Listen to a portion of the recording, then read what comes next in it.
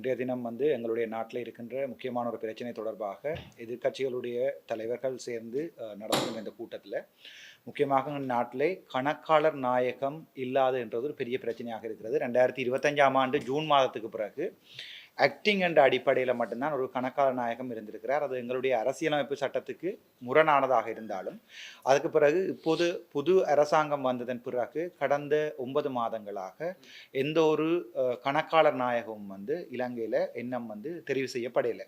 உண்மையாக இந்த கணக்காளர் நாயகம் தெரிவு செய்யப்படுறது பாராளுமன்றத்தில் இருக்கின்ற அரசியலமைப்பு சபையில் இருக்கின்ற அங்கத்தவர்களும் அதே நேரத்தில் பொதுமக்களுடைய பிரஜைகள் 3 பேரும் சேர்ந்து தான் இந்த கணக்காளர் நாயகத்தை தெரிவு செய்கிறார்கள். ஆனால் இதுவரை 4 தடவை அந்த கணக்காளர் நாயகம் அவர்கள் தெரிவு செய்யப்பட்ட போதும் வாக்குகளால் தோற்கடிக்கப்பட்டிருக்கிறது. அதனால் இந்த அரசாங்கம் இப்போது இலங்கையிலே பார்த்தீங்கன்றால் இந்த நாட்டிலே நடக்கின்ற சகல பண கொடுக்கல் வாங்கல் தொடர்பாகவும் கணக்காளர் நாயகம் தான் பொறுப்பு கூற வேண்டிய ஒரு பிரதிநிதியாக இருக்கிறார். ஆனால் கணக்காளர் நாயகம் இல்லாத சந்தர்ப்பத்தில் அந்த விடயங்களை ஜனாதிபதி அவர்கள் முறையற்ற விதத்தில் கையாண்டு கொண்டிருக்கிறார். அதற்கு ஒரு படி போய் இப்போது கணக்காளர் நாயகம் இல்லை என்பதால் அதற்கு அடுத்த தரத்தில் இருக்கிற கணக்காளர் நாயகம் அவர்களை அதற்குரிய பதவிக்கு அமர்த்தாமல் தன்னுடைய பால்ய நண்பர் பல்கலைக்கழகத்திலே கலனி பல்கலைக்கழகத்திலே பால்ய நண்பரை அதற்குரிய பதவிக்கு அமர்த்ததுக்கு முயன்ற போது அது தோல்வியிட்டிருக்கிறது. அதன் பிறகு மீண்டும் ஒரு தடவை இராணுவத்தில் இருந்தவர் ஒருவரை அந்த கணக்காளர் நாயகமாக அவர்கள் பதிவு செய்ய ஆரம்பித்திருக்கிறார்கள். அதிகம் தோற்றிருக்கிறது. இப்போது அந்த கணக்காளர்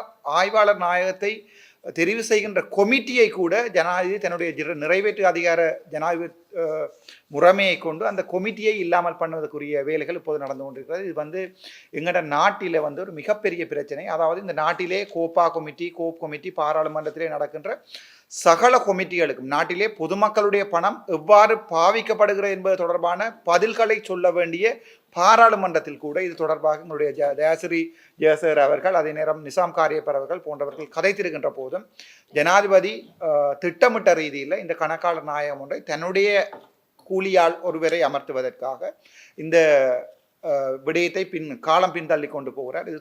இது ஒரு மிகப்பெரிய பிரச்சனை. நாட்டை பொறுத்த வரைக்கும் மிகப்பெரிய சட்ட ரீதியான பிரச்சனை என்பதால் எதிர்க்கட்சியில் இருக்கின்ற தலைவர்கள் எல்லாரும் இந்த பொதுமக்களுக்கு விளங்கப்படுத்தணும் என்பதற்காகத்தான் இந்த கூட்டம். நன்றி.